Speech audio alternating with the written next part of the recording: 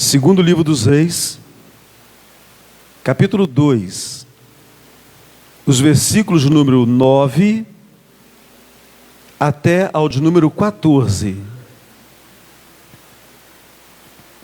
Diz assim a palavra de Deus: havendo eles passado, Elias disse a Eliseu: pede-me o que queres que eu te faça, antes que seja tomado de ti.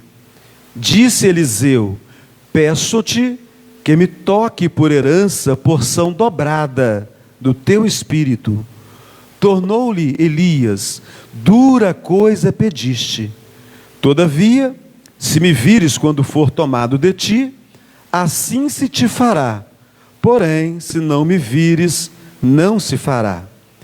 Indo eles andando e falando, eis que um carro de fogo, com cavalos de fogo, os separou um do outro. E Elias subiu ao céu no redemoinho. O que vendo Eliseu clamou: meu pai, carros de Israel e seus cavaleiros. E nunca mais o viu. E tomando as suas vestes, rasgou-as em duas partes. Então levantou o manto que Elias lhe deixara cair, e voltando-se, pôs-se à borda do Jordão. Tomou o manto que Elias lhe deixara cair, feriu as águas e disse: onde está o Senhor Deus de Elias? Quando feriu ele as águas, elas se dividiram para um e outro lado, e Eliseu passou. Graças damos a ti, ó Deus, pela tua palavra santa. Aplique os ensinos da vida deste grande homem do passado, servo teu, em nós. Assim oramos no nome santo do Senhor Jesus. Amém. Meus irmãos, um homem cheio do Espírito Santo é o tema dessa noite e é o desejo de cada um de nós. Nós queremos ser um servo, uma serva cheia do Espírito Santo de Deus. Então, o nosso texto, ele fala da grandeza do profeta Eliseu. E a partir daí, nós começamos a fazer algumas indagações, algumas perguntas, né? Como viveu? O que experimentou? No que creu? Como impactou a sua própria época? E como tem impactado ainda a nossa época, o nosso tempo? Aqueles que estiveram aqui na terça-feira, nós tivemos uma oportunidade ímpar. Nós estudamos os milagres do profeta Eliseu. Elias recebeu a alcunha de o profeta do fogo. Eliseu recebeu de o profeta dos milagres. Eliseu profetizou num tempo de grande crise nacional. Era tempo de fome. Então, meus irmãos, desde já, nós podemos iniciar fazendo algumas aplicações e considerações para a nossa própria vida. Em tempos de crise, o que muitas pessoas fazem? O que muitos cristãos fazem em tempos de crise? Em tempos de crise, tem a sua fé fria. Esfriam-se na fé. Em tempos de crise, param de vir regularmente à igreja. E por fim, em tempos de crise, alguns se afastam totalmente de Deus. Então o profeta Eliseu, ele nos ensina que não há desculpa para crises ou adversidades, a fim de que deixemos de ser um verdadeiro crente, um homem ou uma mulher de Deus. Nada justifica a apostasia, nada justifica a frieza espiritual, nada justifica o afastamento da casa de Deus, e nada justifica o afastamento de Deus. Quando o profeta Elias lançou o seu manto sobre Eliseu, imediatamente Eliseu entendeu que era chamado para deixar tudo e dedicar-se somente a Deus. No contato com o profeta Elias, Eliseu foi tão impactado com o poder de Deus da vida de Elias, que pouco antes de Elias ser tomado dessa terra, Eliseu pediu a Elias porção dobrada do espírito que havia em Elias. E nós podemos dizer, ao chamar Eliseu de o profeta dos milagres, que ele foi além do dobro dos milagres realizados pelo grande profeta Elias. E desde então, a história de Eliseu, ela tem sido uma inspiração. A história de Eliseu tem sido um convite a buscar a porção dobrada. A história de Eliseu tem sido um convite a que cada crente deseje ser uma bênção. A história de Eliseu é um convite para nós vivermos uma vida plena. A história de Eliseu nos convida a vivermos uma vida que agrade a Deus. Então, meus irmãos, nós veremos essa noite, e aquilo que todos vocês sabem, porque conhecem a Bíblia, e é claro que conhecem a história de Eliseu, é difícil crer num cristão que não conheça a história de Eliseu. Então nós veremos que até mesmo depois de morto, Eliseu continuou realizando milagres. Aí nós vamos para mais uma série de perguntas, Renata. Será você, meu querido irmão, irmã, você tem impactado a vida de alguém? Você é fonte de inspiração para que as pessoas desejem ser um verdadeiro crente? Será, meus irmãos, que depois da nossa partida, por quanto tempo seremos lembrados nós como um homem de Deus, como uma mulher de Deus? A nossa vida é um convite às pessoas para que elas se afastem do pecado. A nossa vida, Cícero, é um convite às pessoas para que elas vivam em santidade, para que elas se santifiquem. Quais, meus irmãos, são as marcas de um servo de Deus? Estas marcas têm estado presentes em nós. Na verdade, o que é ser alguém cheio do Espírito Santo? Vejamos que as marcas de um verdadeiro homem de Deus estavam presentes na vida do profeta Eliseu.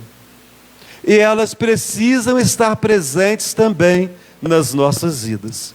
Então, irmãos queridos, em primeiro lugar, nós podemos dizer que Eliseu foi um homem que não olhou para trás. Quando você abre o livro de Reis, o segundo livro, Eliseu está em evidência. Mas a história de Eliseu não surge aqui. Aqui Eliseu, servo de Deus, vai começar a ser honrado por Deus.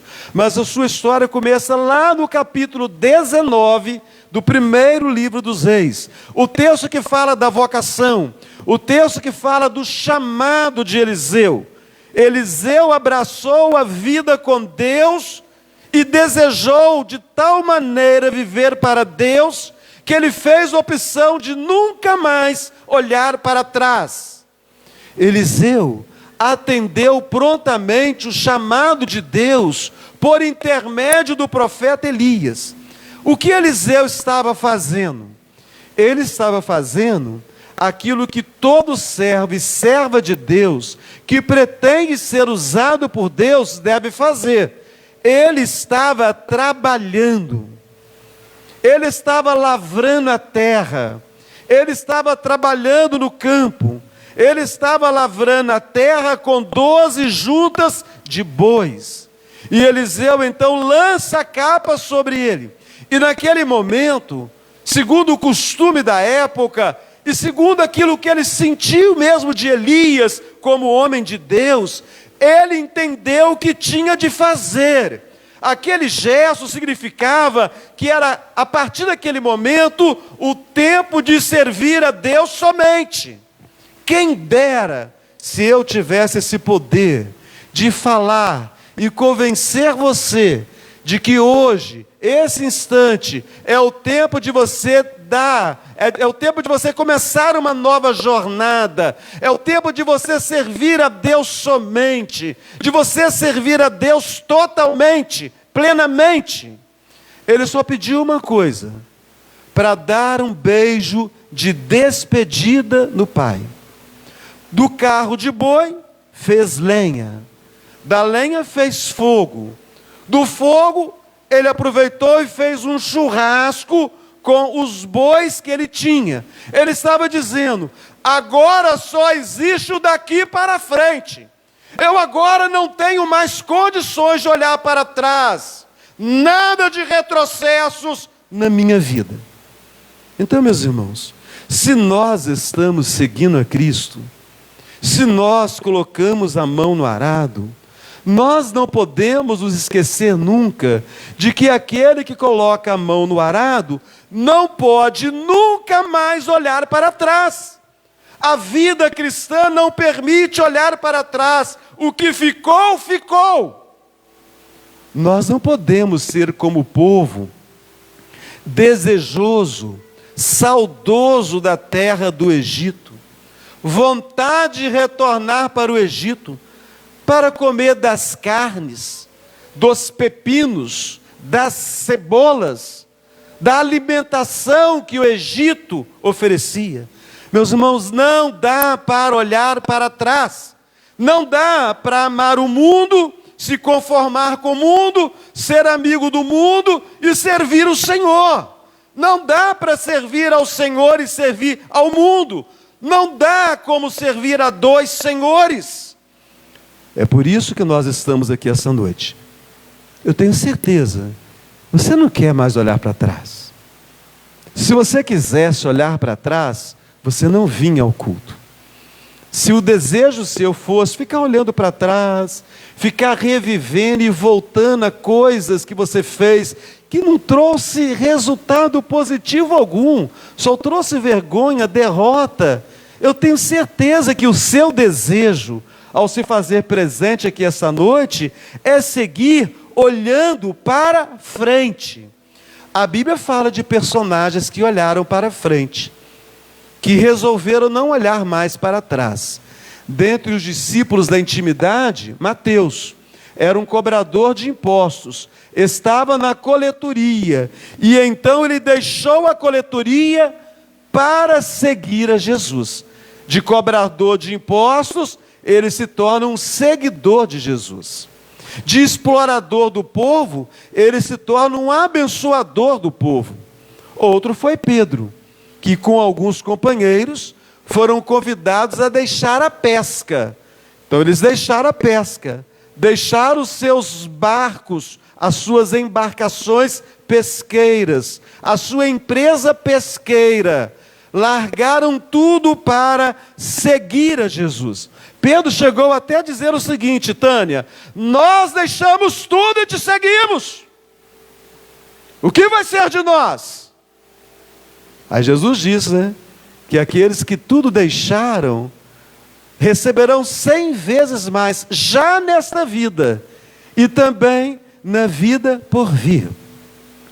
Meus irmãos, tristes são aqueles que têm a oportunidade de seguir avante, mas fazem opção de olhar para trás. Todos vocês conhecem, e as nossas crianças melhor ainda, a história da mulher de Ló. Ela olhou para trás e converteu-se numa estátua de sal. Todos nós também conhecemos no Novo Testamento aquele companheiro de Paulo chamado Demas. É claro que você lembra dele, foi companheiro de Paulo, mas a Bíblia diz que ele amou o mundo e abandonou o apóstolo Paulo. Ele olhou para trás, para a vida passada, sentiu saudade daquilo, e deixou o apóstolo Paulo, e retornou às coisas mundanas. Então, meus irmãos, não olhemos para trás. A vida cristã não é uma vida fácil, a vida cristã é uma vida difícil. A vida cristã exige de nós postura, comportamento, atitude. Mas por mais difícil que esteja sendo para você seguir a vida cristã, continue olhando para Jesus, o autor e consumador da fé. Não olhe para trás. Essa é a primeira marca, Alessandra, de um homem de Deus, de uma mulher de Deus. Essa marca tem que estar presente na nossa vida. A segunda marca na vida de Eliseu como homem de Deus, revela que Eliseu era um homem de postura. Eliseu era um homem de postura. No capítulo 4 do segundo livro dos Reis, conta a história de Eliseu e o milagre a favor de uma viúva de Sunem, a Sunamita. Então não é o nome dela, embora tem pessoas que tenham esse nome em homenagem à história. Ela era Sunamita, ela era de Sunem. Ali nos é dito com clareza que Eliseu era um santo homem de Deus. O texto lá no capítulo 4, ele diz assim: passava Eliseu por Sunem, quando uma mulher rica disse ao marido: vejo que este que sempre passa por nós é santo homem de Deus. Como as pessoas nos conhecem? O que as pessoas falam a nosso respeito? Presta atenção, não é o que você pensa de si mesmo, não é o que eu penso a meu respeito, mas o que os outros pensam a seu respeito, pensam a meu respeito, que revelam se você e eu somos verdadeiramente crentes ou não, se somos verdadeiramente um homem de Deus ou uma mulher de Deus ou não. Tem uma música que ficou muito conhecida, muito cantada nas igrejas, muito alegre, muito animada a música, né? Ela dizia, se eu não estou enganado, não importa o que vão pensar de mim, eu quero é Deus. E era uma festa a música animada, música alegre. Mas irmãos, importa sim, né, Noemi? Importa o que vão pensar a meu respeito. Importa sim o que as pessoas vão dizer a meu respeito. Eliseu era conhecido, Álvaro, como santo homem de Deus. Essa era a opinião daquela mulher. Mas não era só a opinião dela, Humberto. Era a opinião do povo. Era a opinião dos reis de Israel. Era a opinião do rei de Judá. Era a opinião dos escravos. Era a opinião dos discípulos dos profetas. Era a opinião dos generais. Todos consideravam Eliseu um santo homem de Deus. Quando nós olhamos as escrituras de 1º e 2º Reis acerca de Eliseu, fica evidente para nós que Eliseu era um homem de acentuada humildade. Era um homem de acentuada humildade. Lá no capítulo 19 do 1º livro dos Reis, você vai encontrar uma informação semelhante à do 2º livro dos Reis, no capítulo 3. A informação é a seguinte: não é que Eliseu fez algum milagre fantástico, alguma coisa mirabolante, mandou fogo do céu, transformou a água amarga em água doce, as coisas que Eliseu fez, não é nada disso. Lá diz que ele deitava água nas mãos ou sobre as mãos de Elias. Ele era um servo de Elias. Assim como os guerreiros tinham os seus escudeiros, aqueles homens, Vitório, que carregavam as armas do guerreiro, para que na batalha o guerreiro pegasse ali o seu arco, ou o seu escudo, ou a sua espada e fosse para o combate, também os profetas tinham aqueles que os acompanhavam, aqueles que os serviam, eram os seus discípulos. E a Bíblia fala que o que Elias fazia no início do ministério, ele fez a vida toda.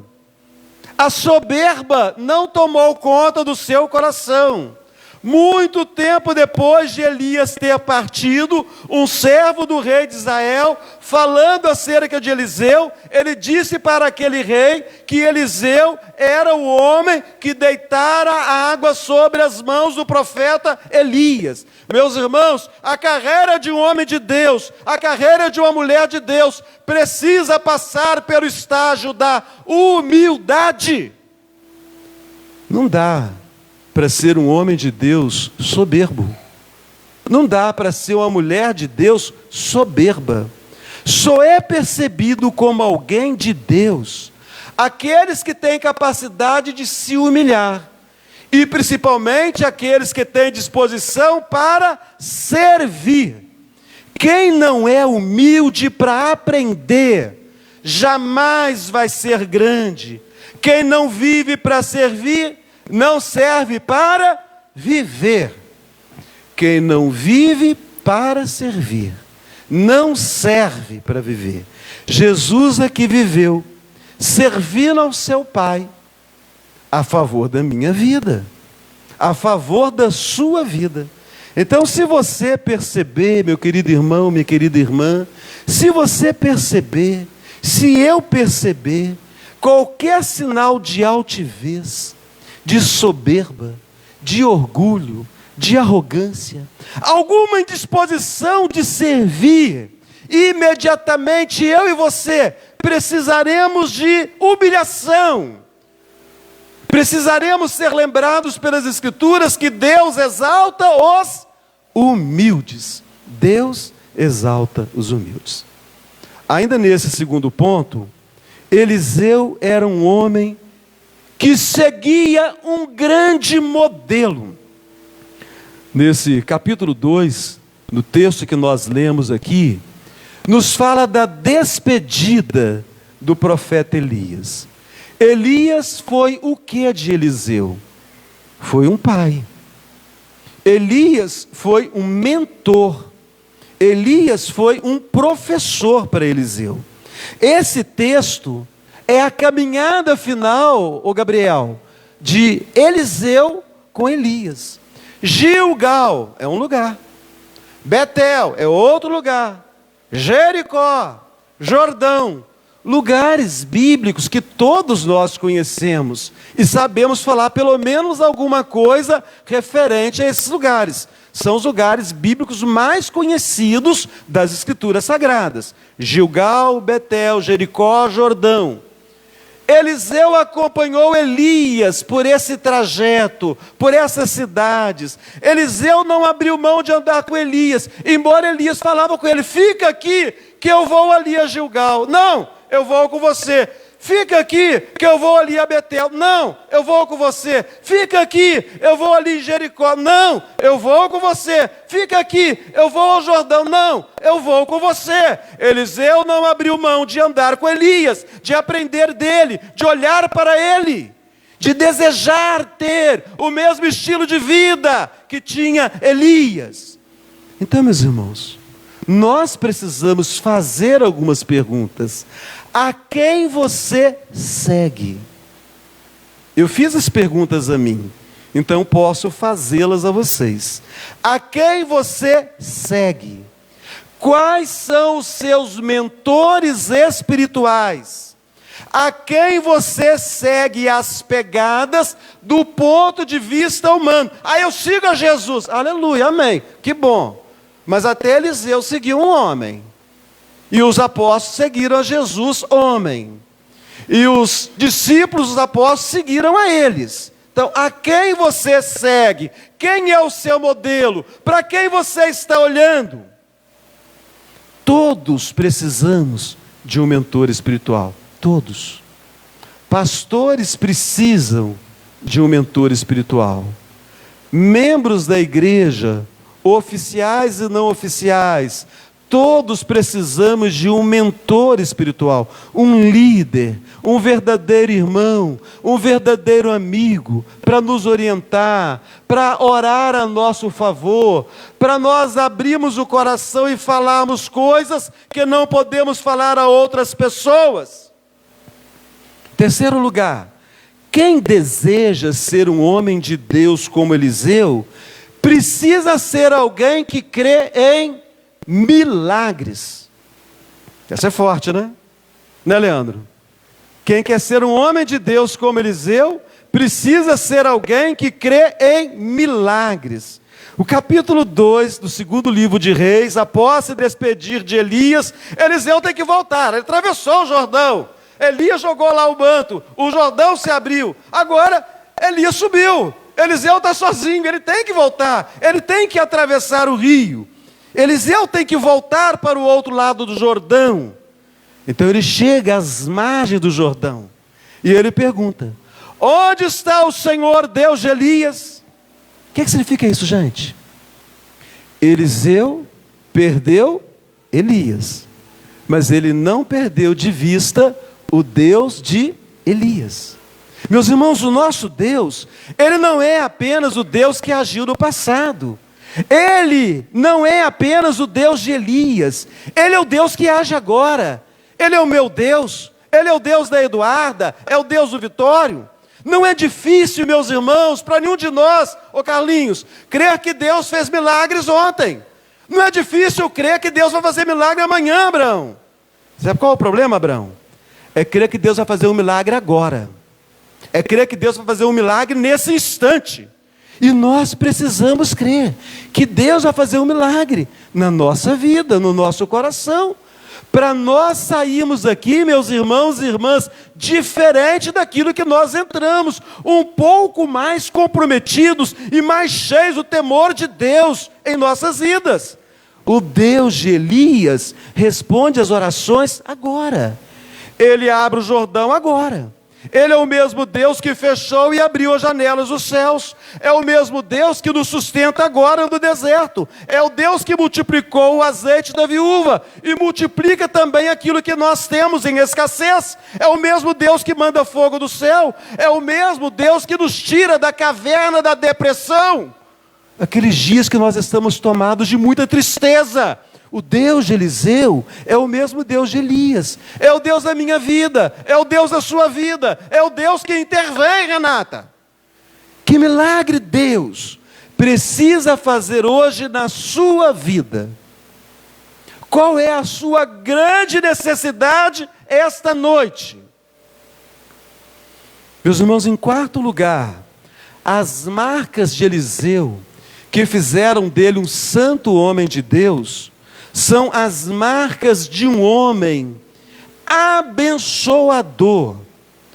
Do capítulo 2 ao capítulo 13, nós tivemos o privilégio, terça-feira, de estudarmos o capítulo 12 ao capítulo 13, os milagres realizados por Eliseu.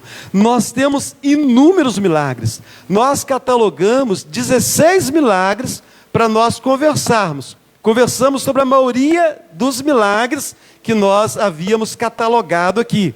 Mas é claro que eu não vou fazer 16 milagres, né? Observar com vocês 16 milagres de Eliseu a partir desse instante. Mas alguns deles nós temos que observar. O milagre com a mulher sunamita. Ali em Sunem, ele foi abençoado por uma mulher rica. Ela pediu ao marido o quê? Que fizesse um quartinho, para que ele pudesse descansar. Ela percebia que ele passava sempre por ali, e ele era um santo homem de Deus, e ela sentia que ele tinha necessidade de descanso. Eliseu ficou tão agradecido, que ele chegou para o servo dele, e deu uma ordem: vai lá, pergunta para aquela mulher, o que ela precisa? E ela respondeu que não precisava de nada, porque ela vivia bem em meio ao seu próprio povo. Aí Geazi informou para Eliseu: eles não tinham filhos, o marido dela era velho. Então Eliseu disse à mulher: daqui a 1 ano você terá um filho. Meus irmãos, o profeta Elias e o profeta Eliseu, eles eram homens que se preocupavam com o bem-estar da família. Eles eram homens que sempre tinham uma palavra de esperança para a família. Quando nós pensamos no profeta Eliseu, fica evidente para nós a cura das águas amargas de Jericó. Chegam em Jericó, a cidade é boa, mas as águas, o texto fala que elas eram imprestáveis, eram amargas, não podiam ser consumidas. Então Eliseu resolveu o problema, o milagre aconteceu, e as águas se tornaram potáveis. Eliseu estava preocupado com o que, gente? Ele estava preocupado com a saúde do povo. Você se preocupa com a saúde de alguém? Tem gente que não se preocupa com a própria saúde, quanto mais com a saúde do outro. Quando o irmão adoece, você o visita? Os idosos da igreja são contemplados por você? Ou te ensinaram que essa tarefa pertence somente ao pastor da igreja? Tem gente que aprendeu que essa tarefa pertence ao pastor da igreja. Visitar quem está doente e visitar os idosos. Meus irmãos, se nós somos como Eliseu, um homem de Deus, nós abençoamos vidas. Ele estava preocupado com a saúde das pessoas. Nós precisamos pegar esse boletim nosso, que agora é virtual, e lá olhar os nomes das pessoas que carecem de oração e precisamos orar por elas, especialmente pelos idosos, pelos enfermos, orar também por aqueles que estão amargos de espírito, que já nem mais vêm à igreja. Mas, meus irmãos, orar é importante, mas é preciso, Neila, dar um passo avante, é preciso visitar, é preciso mostrar quão importante é aquela pessoa para a sua vida. Então, essa semana, 27 ou 28 famílias no altar. De repente, você vai ter a oportunidade de visitar algumas. Claro que você não vai visitar 28 famílias, né? Mas alguma família, uma família, se você quiser visitar durante a semana, você vai ter condições de visitar. E se porventura visitar alguém que está enfermo, você vai mostrar a sua preocupação com a saúde dessa pessoa, orando por ela, para que Deus, se for da vontade dele, possa curar. Que Deus possa prover os meios para poder aliviar as dores daquela pessoa. Também, nós vimos o texto que ele multiplica o azeite da viúva pobre. Morreu o marido de certa mulher. Esse homem era discípulo de Eliseu, né? Ele era um dos alunos de Eliseu. Ele fazia parte de uma escola de profetas. Havia uma escola de profetas. A mulher então apresenta a situação. Eles tinham dívidas. E aquele que estava cobrando já havia determinado que iria levar os filhos. Os filhos seriam vendidos porque a dívida era muito grande. Aquela mulher estava desesperada. Eliseu pergunta o que ela tem. Ela tem uma botija de azeite. Ele manda ela buscar o quê? Vasilhas vazias. Muitas vazias. Vasilhas vazias. Entrar no quarto. E ela começa a encher aquelas vasilhas, né? Ela tem uma vasilha de azeite e ela vai derramando sobre as demais vasilhas. Enquanto teve vasilha vazia, ela encheu. Quando acabaram as vasilhas, parou o azeite. Parou de jorrar azeite. O que significa isso, gente? Significa, dona Elzi, que a limitação nunca está em Deus. A limitação está em nós. A limitação está em mim. A limitação está em você. Eliseu era um homem que se preocupava com o necessitado. Enquanto houver um coração disponível para Deus, haverá azeite jorrando para socorrer o necessitado. Doutora Bárbara, o seu coração é esse coração disponível? Porque, meus irmãos, se o nosso coração for disponível para Deus, sempre haverá azeite jorrando. Nós temos nos preocupado com as necessidades dos outros. Aí vem outros milagres, né? Curou lá o Naamã da lepra, removeu a morte da panela, né? O discípulo foi lá pegar lá umas ervas lá, aí pegou umas ervas venenosas lá, aí falaram que tinha morte na panela, né? Então Eliseu vai lá e tira a morte, tira o veneno, né? Ele tinha uma escola de profetas, era tempo de apostasia. O rei de Israel não tinha compromisso com Deus, não. Ele tinha compromisso com Baal, mas naquele tempo de apostasia, ele formou obreiros, gente para poder pregar a verdade. Então, meus irmãos, Eliseu foi um homem que abençoou muita gente. Nós somos abençoadores. Se você quer ser um homem, se você, minha irmã, quer ser uma pessoa de Deus, cheia do Espírito, como foi Eliseu, você tem que abençoar as pessoas na sua casa, no seu trabalho. Você que é estudante tem que abençoar as pessoas na sua escola, na sua faculdade. Nós que temos amigos, e todos nós temos, graças a Deus, precisamos abençoar os nossos amigos. E na igreja precisamos abençoar os nossos irmãos. E o ano já está indo embora. Já semana que vem já é o mês de maio. Quanta gente você abençoou nesses 5 meses? Nesses 4 meses vencidos, nesse 5º que vai entrar, quanta gente foi abençoada por você? Quanta gente foi abençoada por mim? Em penúltimo lugar, um homem como Eliseu, cheio do Espírito Santo, é um homem que tem discernimento. O capítulo 6 do 2º livro dos Reis é um dos capítulos que nós temos momentos que chegam a ser divertidos. Aqui há uma guerra. Guerra não é divertida. O que é divertido é o que vai acontecer com os inimigos de Israel.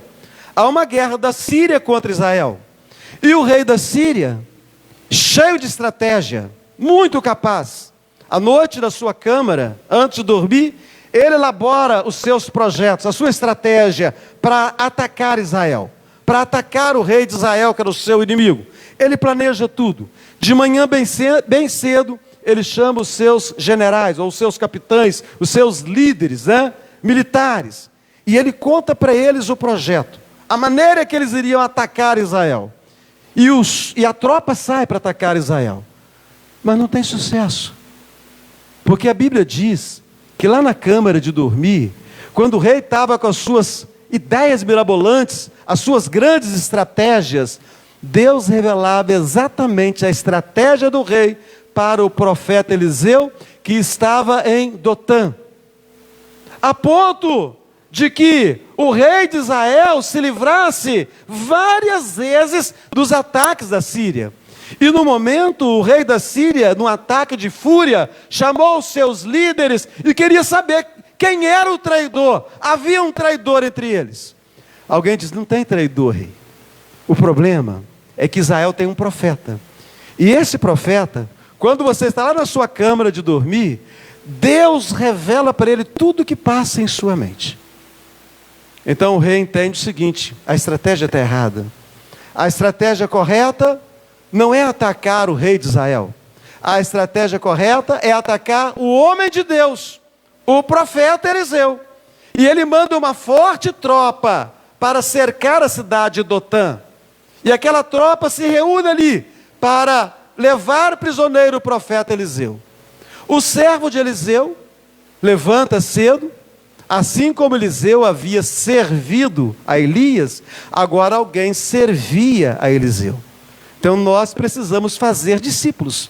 Precisamos deixar pessoas que tenham condições de assumir as nossas funções para a glória do reino de Deus. Então o servo de Eliseu levanta, e ele olha, e ele percebe que eles estão cercados pela Síria. E ele fica desesperado. Ai, meu Senhor, o que vai ser de nós? E então Eliseu faz uma oração, para que Deus abrisse os olhos do servo, para que ele pudesse ver aquilo que Eliseu já estava vendo, desde o momento que saiu para fora no acampamento. E os olhos do servo são abertos.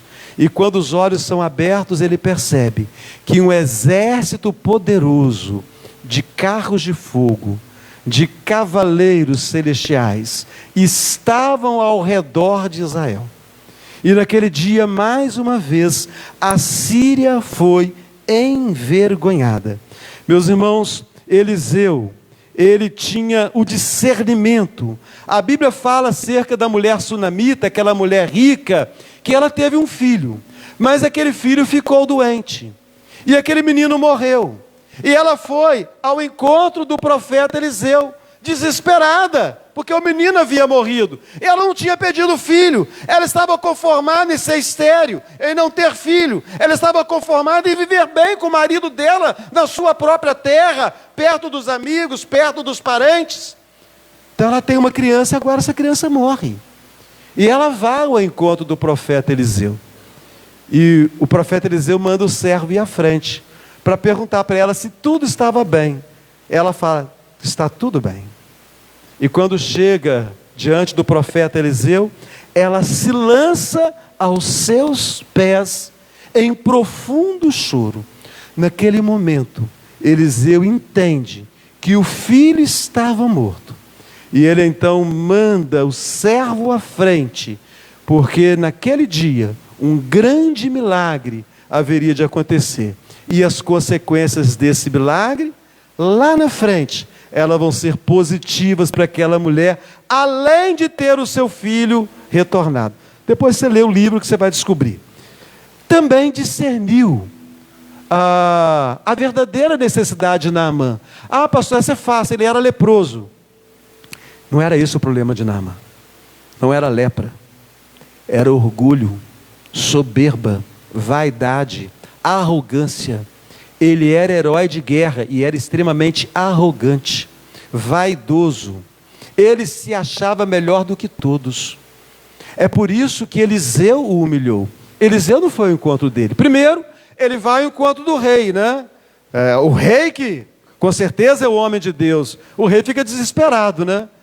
Aí o profeta Eliseu manda o servo, ô rei, calma aí meu filho, manda até mim, para que saiba que em Israel há alguém que serve a Deus. Aí ele vai, mas não encontra com Eliseu, ele encontra com o servo de Eliseu. Já fica quicando com aquilo, né? E aí a ordem para banhar no rio Jordão.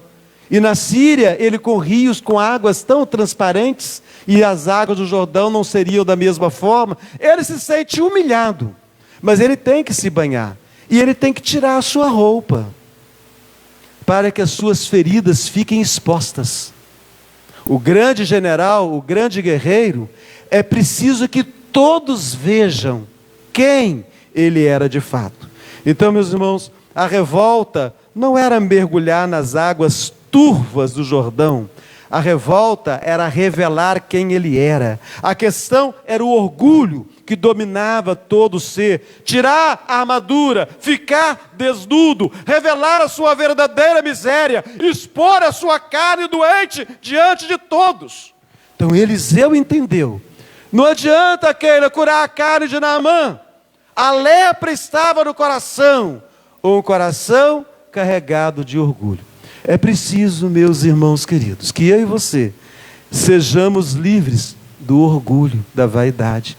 Nós estamos tão sujeitos a essas coisas, irmãos, muito mais do que nós pensamos. E algumas coisas importantes são percebidas aqui. Primeiro, nós podemos pedir nessas experiências do profeta Eliseu, nós podemos pedir para Deus abrir os olhos das pessoas. O salmista fala, abre os olhos aos cegos. Nós precisamos pedir para Deus desvendar também os nossos próprios olhos. O salmista fala, desvenda os meus olhos. Essa noite, meus irmãos, é a noite de Deus revelar os seus mistérios. É o tema central deste sermão. Deus revela mistérios. Então Deus precisa revelar essa noite o que se passa verdadeiramente na minha mente e no meu coração, na sua mente e no seu coração. Nós temos que orar como salmista, desvenda os meus olhos, ó Deus, para eu contemplar as maravilhas da tua lei. E nós precisamos de discernimento para não desanimarmos diante das adversidades, igual aconteceu com o servo de Eliseu. Eu preciso que Deus me dê discernimento, que Ele desvende os meus olhos, para que eu veja que muito maior é o número daqueles que estão ao meu redor. O anjo do Senhor acampa-se ao redor daqueles que o temem e os livra. Eu preciso ter discernimento para entender que só Deus pode mudar o coração daqueles que estão cegos, e na maioria das vezes eu estou cego para as coisas plenas de Deus. E por último, o último ensino que nos mostra que Eliseu verdadeiramente foi um homem de Deus, é que mesmo após a sua morte, um homem de Deus continua a influenciar até mesmo pessoas estranhas. A Bíblia fala que Eliseu ficou doente. Então aqueles que pregam o dom da cura, cuidado. Nós falamos isso na classe de jovens hoje. Não existe hoje uma pessoa que seja portadora da cura. Não existe essa pessoa. Quem se proclama assim é mentiroso, é falso profeta, é anticristo, é pessoa que proclama o inferno aqui na terra. Não existe alguém que tenha poder para curar enfermidades. A igreja ora, se for da vontade do Senhor, Ele pode curar o enfermo. Então quem cura é Deus por meio da oração da igreja. Mas naqueles dias, e também no início da igreja em Jerusalém, alguns homens foram dotados por Deus com o poder para expulsar demônios e para curar enfermos. Foram os apóstolos, a Bíblia é muito clara. Eles receberam esse poder para expulsar demônios e para curar enfermos. Eliseu ficou doente. Eliseu era o profeta dos milagres. Morreu doente. A doença que o acometeu foi a doença que o levou à morte. Ele que operou tantos milagres não pediu uma cura. Ele não ficou amargo. Ele continuou profetizando, continuou abençoando o povo, profetizou vitória para a vida do povo. Viveu 60 anos com o ministério abençoado. Foi um homem cheio do Espírito Santo. A vida dele foi uma bênção para o país. Ele começou bem, Lion, e ele terminou bem. Mesmo depois de morto, ele comunicou vida. Vocês conhecem a história? Claro que vocês conhecem. Quando jogaram um morto na sua sepultura por causa de uma guerra que estava acontecendo, o cadáver que tocou em seus ossos reviveu. E aquela pessoa levantou dali em vida. Até depois de morto, Eliseu foi alguém de Deus que operou grandes milagres. Mais algumas perguntinhas para a gente encerrar. Quando tivermos partido, e nós vamos partir, né, gente? Um dia nós vamos partir. Pode ser hoje, pode ser amanhã, pode ser daqui uma semana, pode ser daqui a muitos anos, mas um dia nós vamos partir. E alguém tocar na nossa história, alguém se informar sobre a nossa vida, alguém falar a nosso respeito, se isso trouxer vida, se o nosso testemunho convidar as pessoas a viverem para Cristo, que coisa linda, Thelma, terá sido a sua vida aqui. Se a igreja deixar de existir aqui nesse lugar, será que vai fazer falta? Ah, que saudade da igreja presbiteriana. Ah, que saudade da igreja batista. Ah, que saudade da igreja Assembleia de Deus. Se a igreja deixar de existir em nossa região, as pessoas vão sentir falta da igreja, vão sentir falta dos crentes. Quando Deus chamar você, meu irmão, as pessoas sentirão falta. Quem ouvir a sua história, Sanderson, vai reviver através da sua história. Então, meus irmãos, tenhamos as verdadeiras marcas de um homem cheio do Espírito Santo. Primeiro, não olhar para trás. O que passou, passou. Vivamos agora para Cristo. Segundo lugar, humildade seja aquilo que as pessoas mais falem de nós hoje. Que as pessoas digam que você é humilde. Nossa, como que a dona Dilma é humilde. Nossa, como o Daniel é humilde. Nossa, como a Lídia é humilde. E depois da nossa partida, que seja o comentário na boca daqueles que contarem a nossa história. Em terceiro lugar, meus irmãos, creiamos no agir de Deus agora. Deus quer agir agora no meu e no seu coração. Ele agiu ontem, Ele vai agir amanhã, mas Ele quer agir agora no nosso coração. Que a nossa vida, meus irmãos, seja para o outro crescer. Que a minha vida não seja para prejudicar ninguém. Que ela seja para abençoar as outras pessoas. Que eu tenha discernimento, para que a minha vontade não prevaleça, mas prevaleça a vontade de Deus. E que as nossas vidas, meus irmãos, elas toquem as pessoas que convivem conosco hoje, agora. E quem sabe, lá no futuro, depois da nossa partida, alguém será tocado ainda por causa de nossa história. Essa igreja tem homens e mulheres que já partiram para a glória eterna. A história dessas pessoas continuam tocando o coração de muita gente. Sejamos um homem, uma mulher cheio do Espírito de Deus. Sejamos alguém cujas características sejam muito próximas daquelas que estavam presentes na vida do profeta Eliseu. Vamos orar, irmãos? Graças te damos, ó Deus, pela tua boa mão, pelo teu cuidado conosco. Ó Deus, o nosso desejo é não olhar para trás, é seguir olhando para Jesus, o autor e o consumador da nossa fé. O nosso desejo é ter porção dobrada do Espírito do Senhor. O nosso desejo é que a nossa vida seja um testemunho hoje, nesse instante e no porvir, do poder do Senhor, da graça, do favor e da salvação do Senhor. Que sejamos, ó Deus, verdadeiros homens e mulheres cheios do Espírito Santo. Assim oramos, no nome santo do Senhor Jesus. Amém.